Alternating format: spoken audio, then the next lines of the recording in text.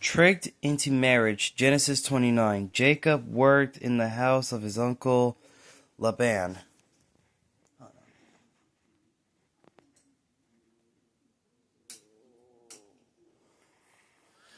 And he fell in love with Laban's younger daughter, Rachel. His uncle agreed that if he worked for him for 7 years, then at the end of that time, he could marry Rachel. After 7 years, the marriage took place, but Jacob lifted the veil of his wife's from his wife's face. It was not Rachel. Standing before him was his elder sister Leah. He had been tricked. Laban told him that it was the custom that the oldest daughter marry first, but he said if Jacob would promise to work for him for another 7 years, then he could marry his beloved Rachel. Jacob loved her so much that he agreed. Rachel was always his favorite wife, but God took pity on Leah and blessed her with four strong sons. While it was many years before Rachel had a son. So it was her. So it was from. So okay, the information, if I recall, so Jacob worked in the house of his uncle Laban, and he fell in love with Laban's younger daughter Rachel. And his uncle agreed that if he worked for him for 7 years, at the end of the time, he could marry Rachel. But after the 7 years, when Jacob over here lifted the veil from his wife's face, that wasn't Rachel standing before him, but it was his eldest sister Leah. He had been tricked. So his uncle, Laban told him that it was custom that the oldest daughter marry first. But he said that Jacob would promise to work for him for another 7 years. And he could marry his beloved Rachel. Yeah. And that's what's going on here. So we've been tricked. Because the first 7 years, he got Leah. He got Lee here. And then another 7 years, he got Rachel. Yeah, because Leah had 4 strong sons before even Rachel had one. I guess it kind of makes sense here. Okay, parting ways. Genesis 30:31. Although Jacob felt it was time to return home, his uncle wanted him to stay. He agreed to give him as a wages all the market and speckled animals in the herds.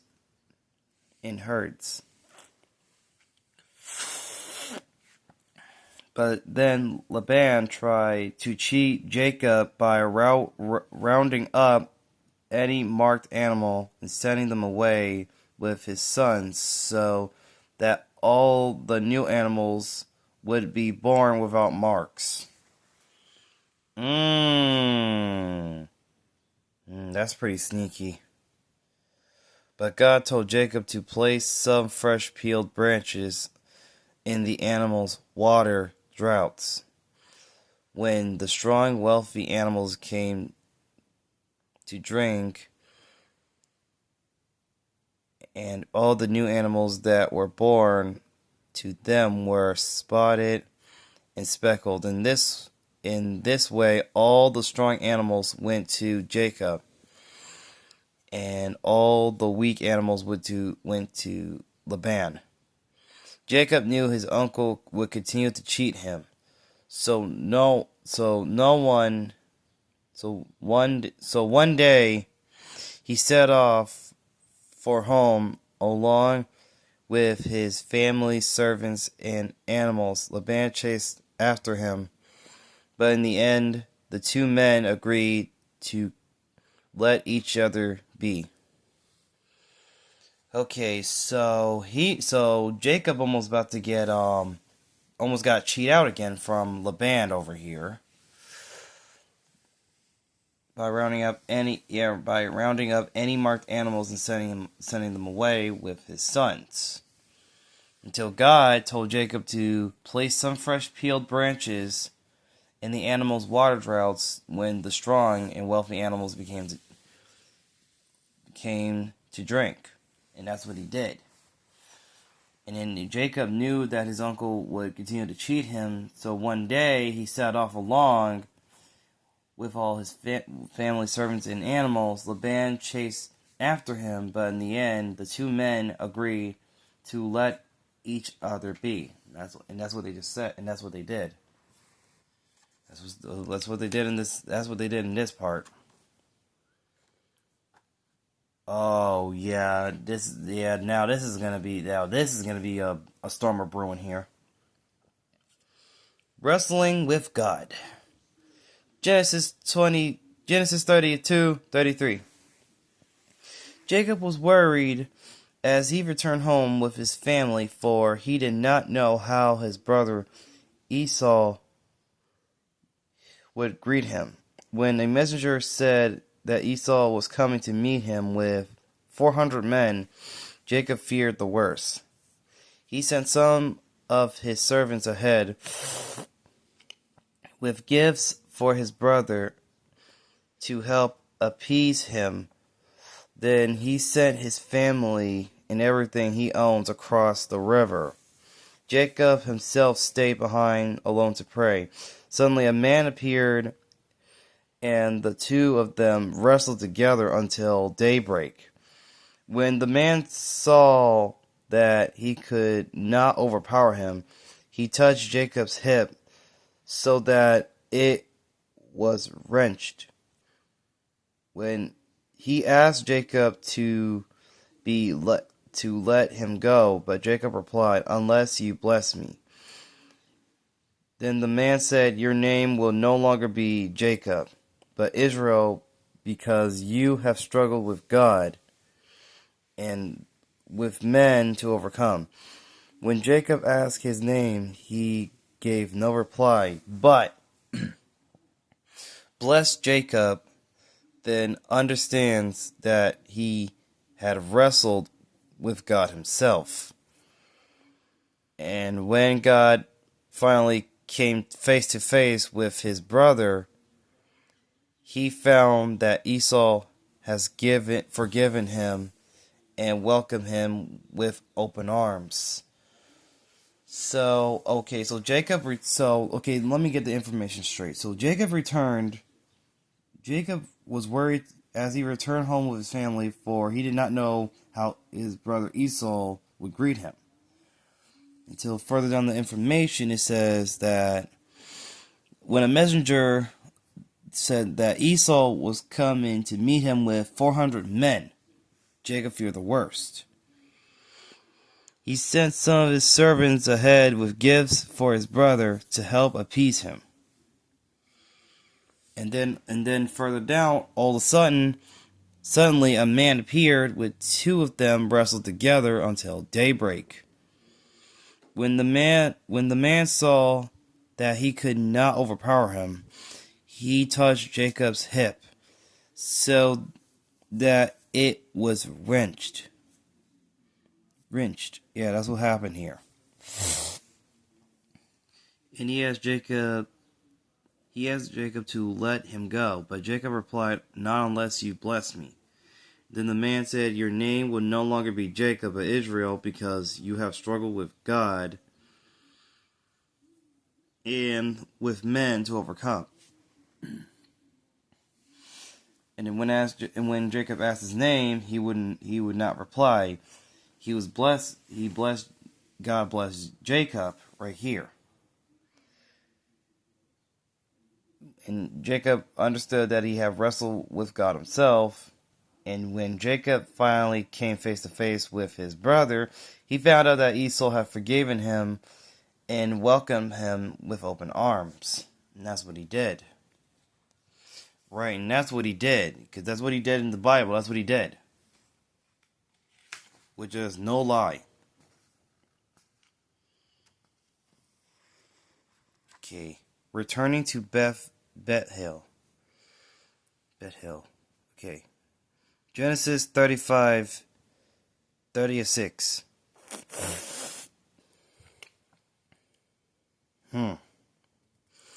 God spoke to Jacob and told him to go to Bethel. Bethel.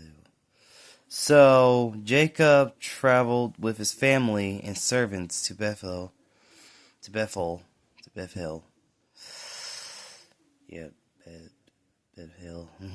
Where he built an altar to God to thank him for his mercy. When they left Bethel, Rachel, who was pregnant for the second time, went into labor, but things did not go smoothly before she breathed her last breath. Rachel saw her lovely baby boy and named Ben-Oni. Although his father called him Benjamin, Jacob was heartbroken and built a pillar over her tomb. Now Jacob had 12 sons of Leah, who were Reuben, Simon, Levi, Judah, Elster, and Zebulun,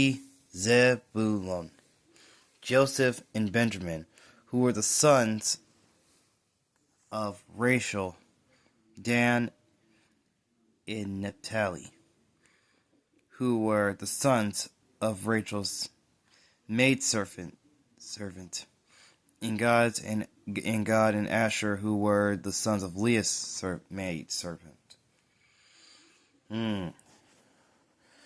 So Rachel just died. Dang that. Okay, now I feel really sorry for Jacob on that one. I am so sorry.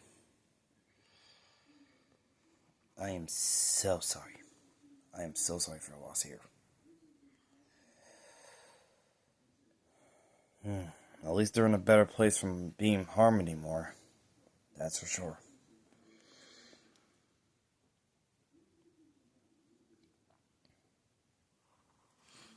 And then we got the son, and then we got 12 sons, which is Reuben,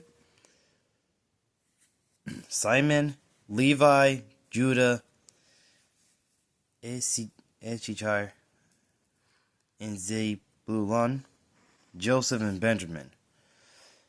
And those were the sons of Rachel. Dan and Naphtali were the sons of Rachel's maidservant. And then Gad and Asher were the sons of Leah's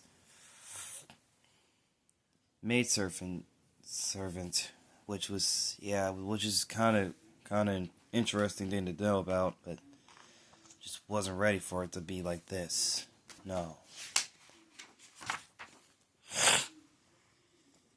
Oh, now I'm in the chapter where Joseph get his dreams going on here. And that's literally a good classic in the Bible. A very good one. Joseph's dream. Genesis 30:7. Jacob lived in Canaan Jacob lived in Canaan. He had 12 sons, but Joseph was his favorite, for he was the first son of Rachel, whom Jacob had loved above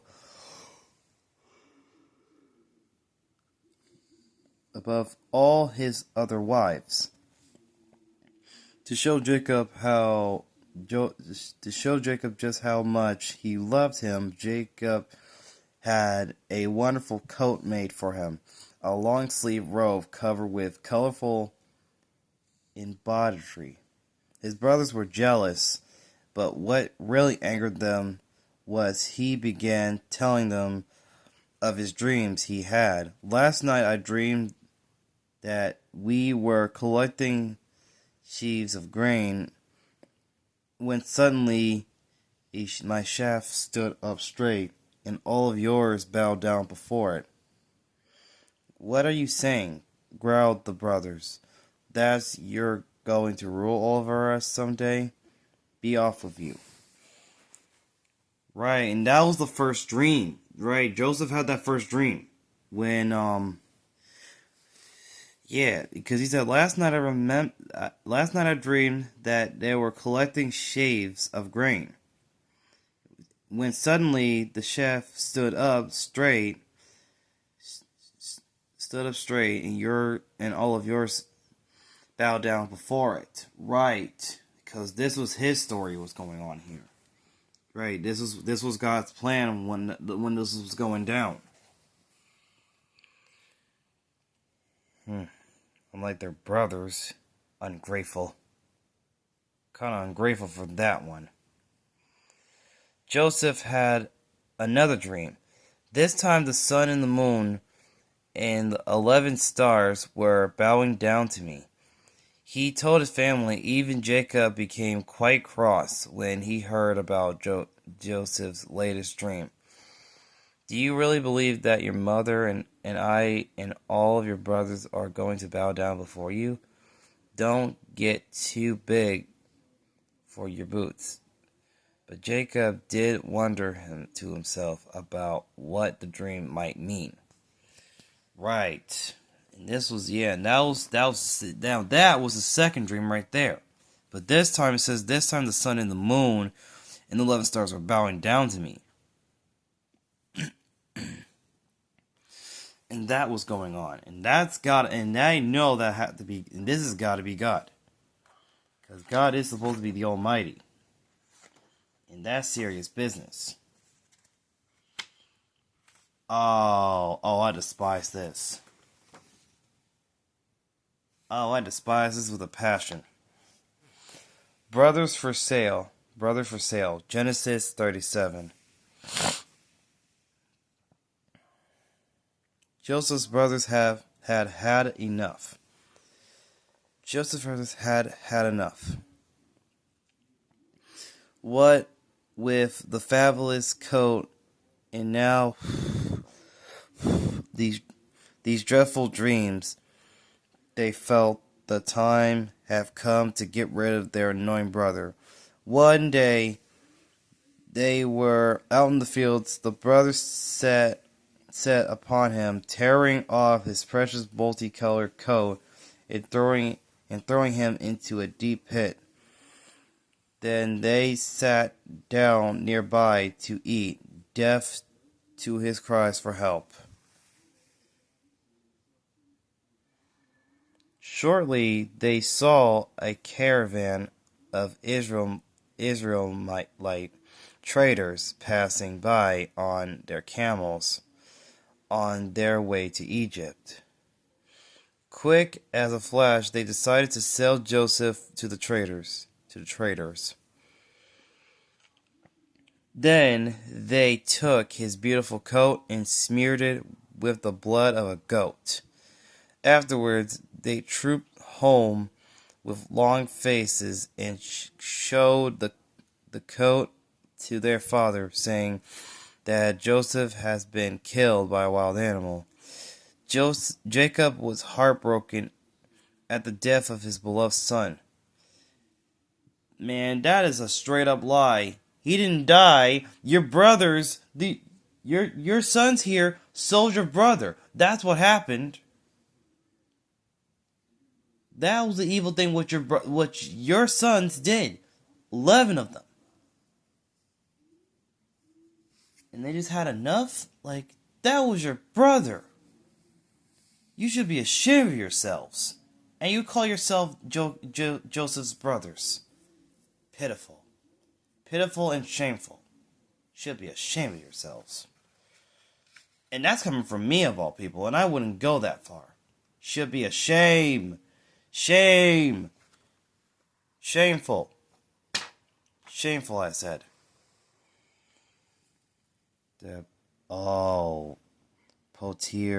Potier's wife.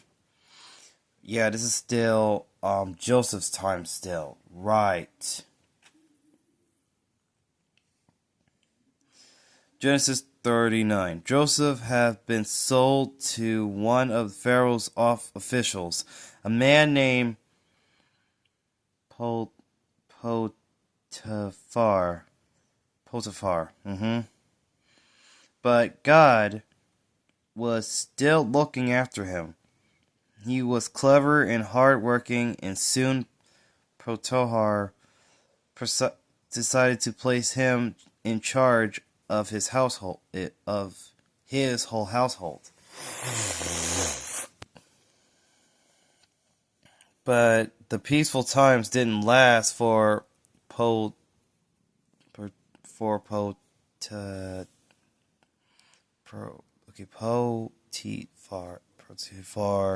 wife took a liking to Joseph, who was a handsome and strong young man. Joseph would have nothing to do with her advances. But one day when he pulled away from her in his haste, he left his coat behind. When the husband came back, he showed him the coat and told him that Joseph had come to her bedroom and tried to take advantage of her, but had run away when she screamed. Potiphar was furious and threw poor Joseph into jail. Now that wasn't his fault. That's the wife of yours here is the one to blame here. Your wife here? Yeah, the wife in this Bible right here, Potiphar. Yeah, she's lying. He was just doing what you told you, the one that put him in charge here on the whole household when he was doing all the hard work. And he was innocent until your wife here took a liking to him. Took a liking to Joseph, and that was going on. And he didn't. And your dude here, Joseph here, didn't want no advances with her. Like, he didn't do anything wrong here. It's your wife that's the problem here. That messed it all up. And I'm sorry, but a woman like that, if you're gonna do that's not cool, man. And that's committing adultery if I do that. And that's literally in the Bible too. And we're not even supposed to do that. And that's also against God. Literally. Which I'm not gonna lie to you. Lord, no. Which I would take this very seriously until now poor Joseph's in jail now because of this woman here. Because of this woman in the Bible messed it all up. He did him dirty. He did Joseph dirty like that. Like, he didn't even do anything wrong. That's the shameful part. Well, yeah, because this is a time of Genesis still. Oh, Father, thank you, our Father. Thank you for making me try to understand what's going on in the Bible, to make sure I remember what to do, what I read, and try to remember to think about this. In your name, Yahshua's name, with thanksgiving. So be it. Well, this is Elemental Jones 1542. I'm about to sign out. Thank you all for watching me read the Bible today.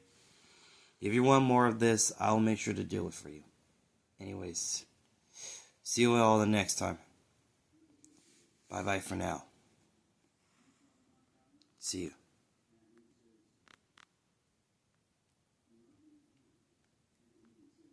Adios.